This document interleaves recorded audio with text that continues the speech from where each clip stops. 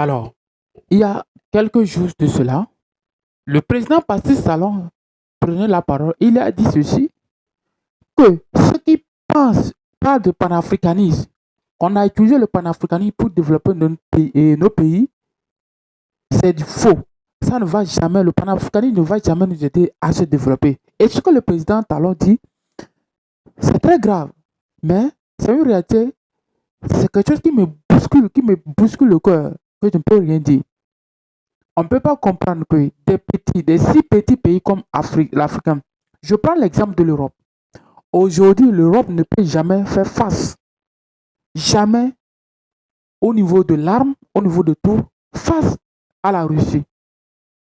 Parce que si aujourd'hui, l'Europe était réunie sur un seul bannière de puissance d'État fédéral, alors, parce que les décisions devaient être unanimes, uniques, comme Donald Trump l'a fait, sans barrage, alors l'Europe pourrait concurrencer, pourrait faire tête à qui?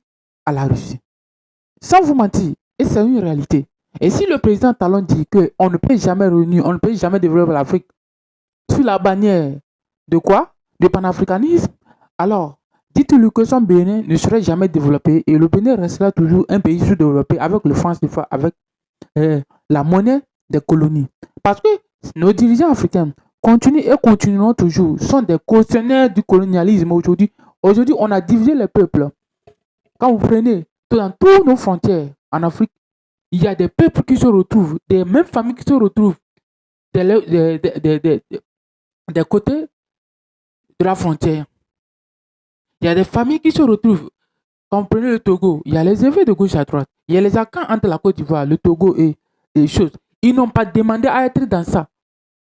Ils n'ont pas demandé à être dans ce genre de division parce que les peuples se reconnaissent par leur tradition.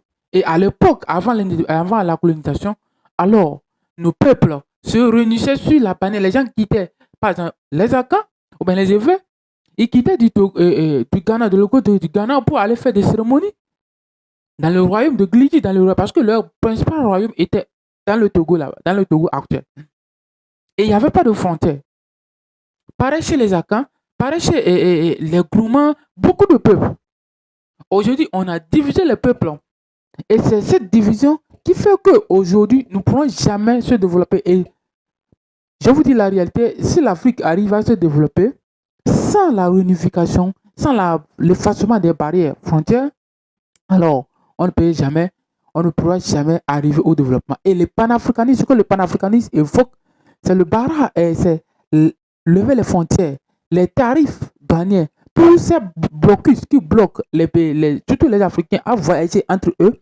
C'est ça le panafricanisme. C'est ça, à aller vers un fédéralisme qui permet à l'Afrique de s'unir et parler d'une seule voix. Mais nous avons des dirigeants qui sont capables de sortir pour dire que non, si l'Afrique s'unit, alors on ne pourra jamais arriver au développement. Mais c'est dommage de dire à ce président d'aller faire des études.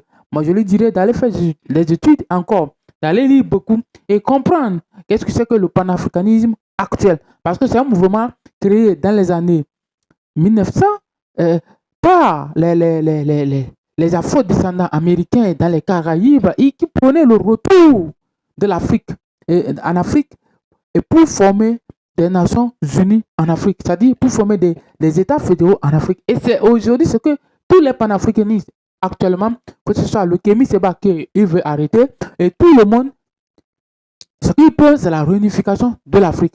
En passant par Julius Malema et beaucoup de leaders panafricanistes, pour eux, il faut réunir l'Afrique. Et M. Talon nous dit que l'Afrique ne sera développée que si seulement on abandonne le panafricanisme. Mais c'est dommage de comprendre ça. Mais il faut dire à nos dirigeants qui n'ont qu'à comprendre. Ce qu'on est en train de faire en Afrique, c'est du bordel et de la bordellerie. Parce que si l'Afrique ne se réunit pas dans une fédération, si l'Afrique n'arrive pas à s'unir sur une seule tête d'armée, si l'Afrique n'arrive pas à se nuire politiquement, économiquement, alors nous serons toujours désorganisés par les autres puissances étrangères. Et c'est dommage pour nos générations futures qui nous verront, qui resteront toujours dans les mêmes conditions que nous vivons aujourd'hui. Donc, c'est une question d'intérêt et d'intérêt personnel qui règne à la tête de nos États. Parce que c'est des dirigeants qui ne sont à la tête que nos États par leurs intérêts et par le profit de leurs proches. C'est tout. Monsieur Talon, vous avez raison de dire que le panafricanisme, c'est la raison même du réveil aujourd'hui de beaucoup de jeunes africains.